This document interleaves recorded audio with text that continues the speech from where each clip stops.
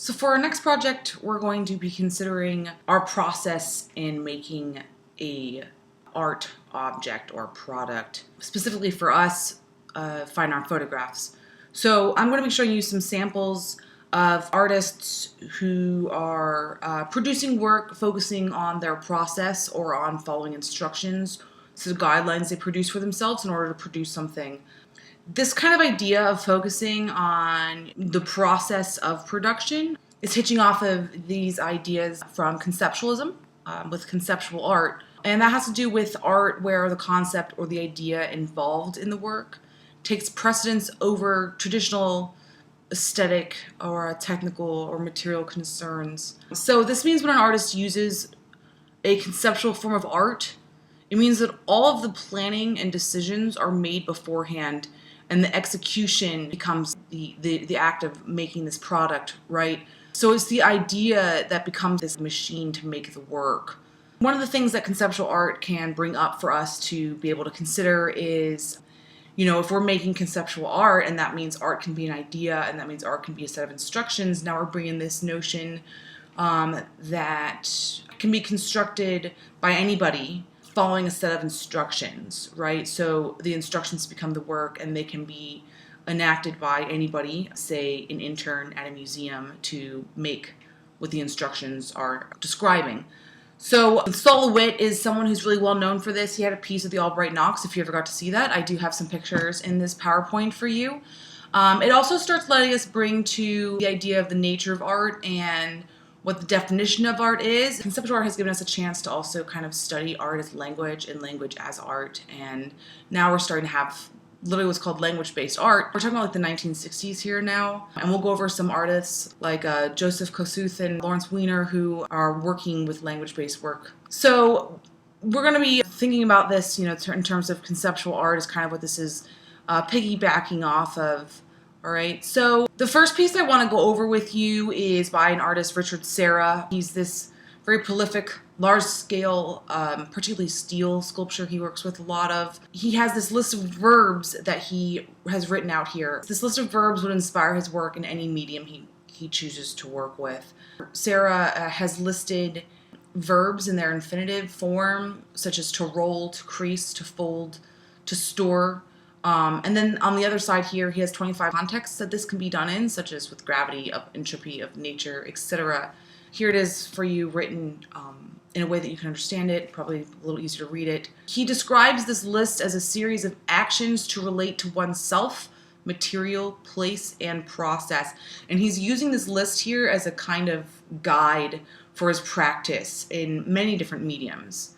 This method of working he's using, Sarah's showing us how important the nature of process is and how we can use a list like this to create artworks in relation to those actions in a physical way. An example of this can be this piece here called To Lift. This is a piece by Sarah, and in the sculpture you can see the action being done on this piece of it's vulcanized rubber. So you can see the title, the action, To Lift, clearly visible in the product, right? The action of its making is visible in the product. Another piece here, he's really well known, I said before, for working with steel and metal. So he has these castings and splashings. This is 1969, where Richard Serra is flinging molten lead into the intersection between the wall and the floor. And then when it hardens, he has these corners, right, that he's made from splashing in the corner, right? So some really clear examples here. The next example I have for you is called Oblique Strategies. It was made by a musician and a producer, very well known, Brian Eno, and his friend, a painter, Peter Schmidt. Brian Eno produced music and worked with people like David Bowie and the Talking Heads.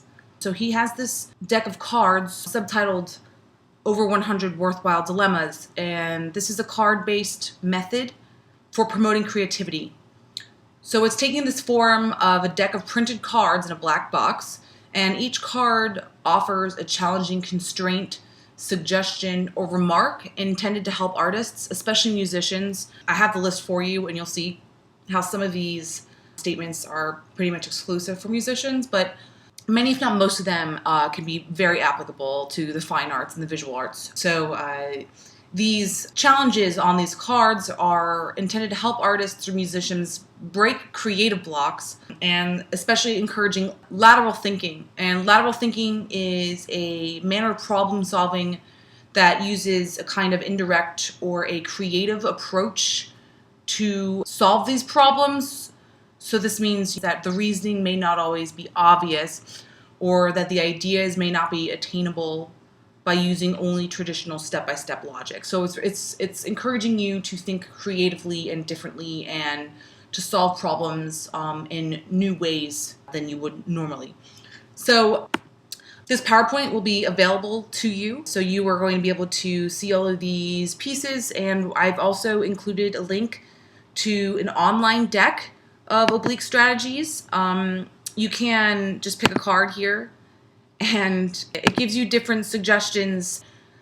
You can use this online deck, and you can use these to be able to incite creativity and breaking through creative blocks. So this is a really great site here. So here's a little clip on it for what that piece is. So here our list will be available to you. I have some examples on the side here, right? Working at a different speed, go faster, go slower. Emphasize the flaws, honor error as hidden intention, right? How do you include your mistakes as part of the process? Or how do you include your mistake as something that's no longer a mistake, but rather a creative addition, right? What is to increase or reduce something? What would your closest friend do? Only one element of each kind. That one's kind of having us to consider what are different kinds of elements. How do we separate those into groups? Use an old idea. That's a great suggestion always, right? How we could reuse an idea to create something new about something we've already thought about.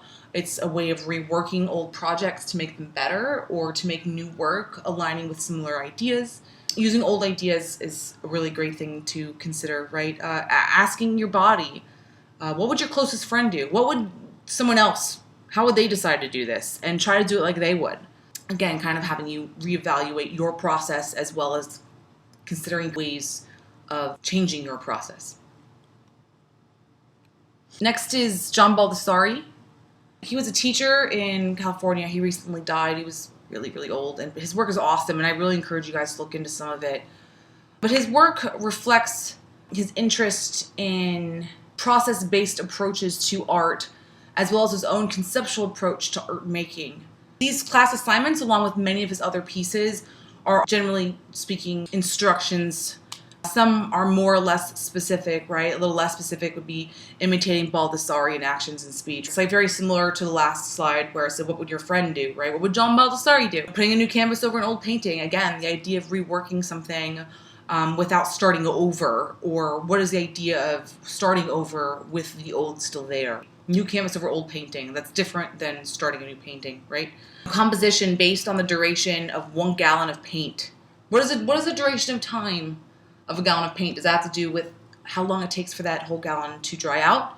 Does it have to do with how long the gallon takes to drip slowly out at a certain angle? Maybe it has to do with how long it would take for somebody to be spreading a whole gallon's worth of paint on a wall with a roller. These are like very abstract ways of thinking. So when John Baldessari is considering his own work, his concerns have to do with art making, specifically his interests for language structure and arbitrary games. So he's interested in rules that we follow to get to a result. One of these samples can be following the rules of a game to be a winner, or following the rules that structure language in order for you to understand my words, right? So we all follow a similar structure to make sentences so that we can communicate with each other, and they usually involve verbs and nouns and right, what have you. So I'm following the rules of language for you to understand me. And these rules are pretty arbitrary if you think about it. And the second they're changed, language becomes different. So he's interested in these rules that we follow in life. And this has been a key element in his conceptual works in the 1970s. So what I'm talking about here can be seen in this piece, throwing 3 balls into the air to make a line. So the title is The Action. They are the guidelines he's following. And then these images are the products. We know exactly what he's doing. He's throwing 3 balls into the air and photographing it, attempting to make a line with the balls. And he shows them as 36 because that's how many was in a roll of film. So this is showing this following rules that I'm talking about with games or with language. Here's another example, throwing 4 balls into the air to make a square. And here are a couple of his attempts trying to make a square in the air with the balls. Really quirky, process-based work. And I would suggest you looking into some more of his pieces. Next is Joseph Kosuth. He is a pioneer of conceptual art and installation art, and he initiated language and photo-based works. And he used these appropriation strategies, which is when you're reusing something that already exists, such as in this picture here, you can see the definition on the wall. And his work gives special prominence to language. He's striving to explore the nature of art rather than produce what is traditionally called art. So he's exploring the nature of art, and the works are frequently self-referential. This piece here is a clear example. This is called Glass. He made this in 1965, and this is a sheet of glass that's in the middle here. There's a silver gelatin print on the left, and there is a mounted aluminum with this definition on it. He also called this leaning glass, and essentially it's any 5-foot square sheet of glass that is lean, that can be leant against any wall. The glass is presented both in image and in word and as the real object, right? So here we see from left to the right, we see a photograph of the glass leaning against the wall. Next we see the plane of glass itself, and then finally we see a photograph of the description of the word glass from the English-Dutch dictionary. So he's trying to raise questions. How does a photographic image relate to the pane of glass? How does the photograph of the plane of glass relate to the actual plane? And how does a description in words relate to the real object? So how does the description, language, relate to the real object here? And how does its image relate to the real? So the artist here is kind of inviting us as the observer to consider the relation between the idea of reality, the depiction of reality, and reality itself. He also worked with these other object definitions where he's really just kind of using this as an instrument for the service of an idea, the essence of art in relation to reality. Again, he's kind of probing what the condition of art is, and he has these definitions clipped from dictionary entries, and he's kind of considering the work of art here to be the definition of the given word, but for the purpose of presentation, he asks that the initial dictionary entry is photographically enlarged and show a specific dimension each time the word is exhibited and is reprinted. Here's another sample of a photograph of the object, the definition of the object, and the object itself. Definitely something he's really well known for is this specific type of work. And they're always shown together. Every time he gets a new chair at a new museum, they rephotograph that chair for its picture. So it's always very specific. Again, since I mentioned how conceptual art has brought language as a medium for art, we can work with Wiener here, who's this conceptual artist, and he's one of the central figures for the formation of conceptual art, and his work often takes the form of typographic texts. He's been using language as the primary medium of his work since the 1960s, all around the same time. Usually his text is presented in capital letters. He has structures that consist of language or text fragments, often accompanied by graphic lines or marks, and sometimes also in many different languages. So LeWitt is a really important conceptual artist, also a really great favorite of mine. Conceptual art is hard to define, and whether the art movements are determined by their age or their style, conceptualism is more concerned with the artist's ideas. And one of the artists who focused on concept over construction was Sol LeWitt. We're looking at the early 1960s here, where he's beginning to create structures that he used the term structure over sculpture. He became very well known for these wall drawings. So LeWitt produced more than 1,200 of these wall drawings. There are these geometric drawings that are installed on walls, usually in museum institutions or something. These geometric drawings are installed on walls following instructions issued by the artist to assistants. And these works can be produced by anyone provided with the instruction and obeying those instructions.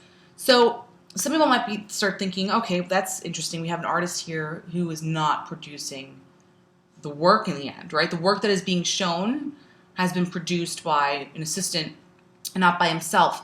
And we can almost kind of consider this more along the lines of an architect who designs a building but does not construct the building himself.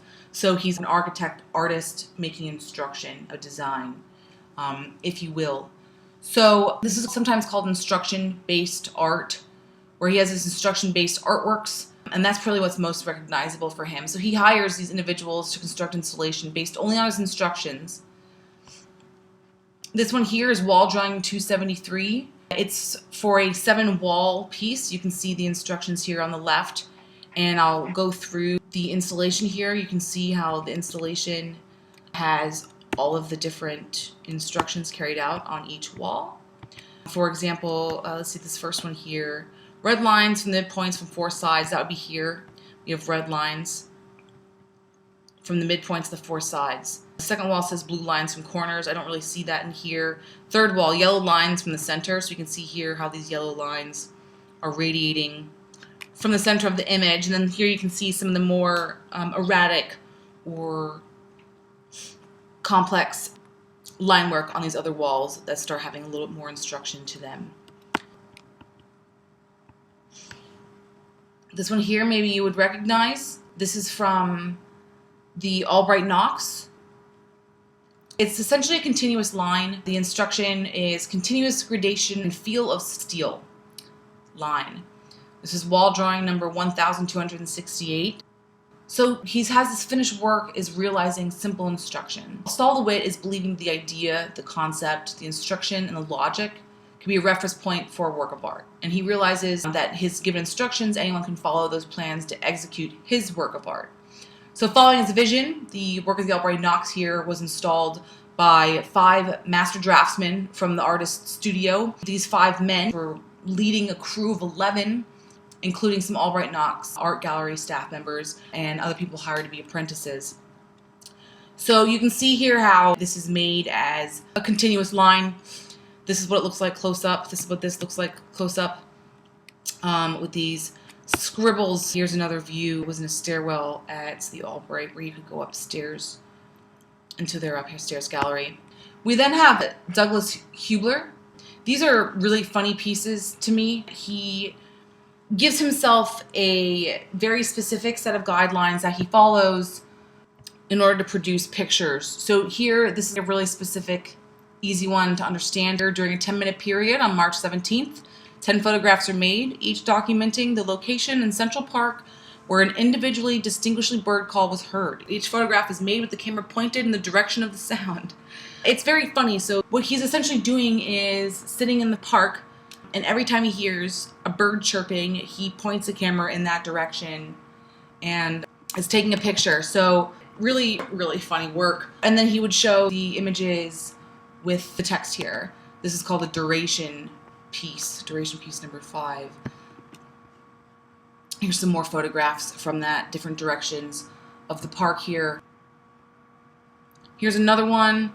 He's essentially taking photographs of snow from the highway in intervals of 5. He's not necessarily working necessarily at specifics of 5. So it could be 5 miles, 5 yards, 5 feet, or a combination of these intervals. And again, he would show the work with the text here. So going off of these pieces now, what the project that we will be working on together next is using these references to produce our own lists or statements of personal procedures, methods, methodologies for breaking through creative blocks and focusing on process to create art, specifically fine art photographs. So using these procedures, verbs, actions, methods, and other statements and suggestions that we've gone over with these samples we've just reviewed, use it as a starting point to build your own deck of cards with probing context. And I want you to use your own words. I do not want you to be copying the text from one of the samples I've shown you here. I understand sometimes there might be a little bit of a closeness, but I want you to use your own words here. So you're going to complete each card after you fill at least 20 flashcards. You're going to give yourself 20 statements or words. You're going to have 20 flashcards filled. And then with that flashcard, you're going to be writing associations to your statements. These can be in the form of synonyms, reactions to statements, images that you associate with statements, and maybe the anticipated output. These associations of the cards are a way for you to consider and respond even more personally to the original statements that you're doing. You're trying to get more specific. You're trying to get more personal. So you're going to use that original word and try to even delve deeper into how you work with that in a very personal way. Then you're going to choose a minimum of 5 of these cards that you've written out for yourself, and you're going to enact that verb or statement to produce an image. So you're going to make a series of images. I want there to be a total of 7. If there's a reason that you need it there to be an even number, we can discuss if 8 or 6 makes more sense to you. So remember that these actions and statements are methods for you to personally think about your own process of production. Keep in mind, I'm going to be asking you how you would ideally exhibit this work.